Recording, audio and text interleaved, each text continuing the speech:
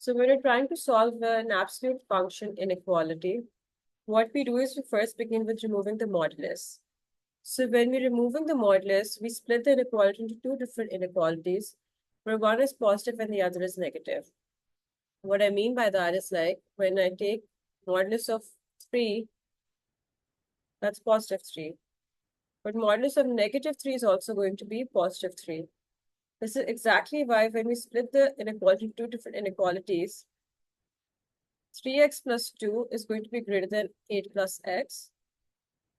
And 3x plus 2 is also going to be greater than negative of 8 plus x.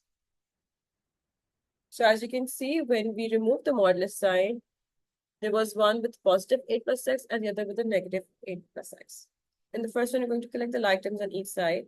So 3x minus x greater than 8 minus 2. That's 2x greater than 6. X is greater than 6 over 2. And that's greater than 3. For the other one, distribute the negative sign first. So 3x plus 2 is greater than negative 8 minus x. Like the like terms, 3x plus x greater than negative 8 minus 2. 4x is greater than negative 10. X is greater than negative 10 over 4, which is basically negative 5 over 2. So if we highlight these,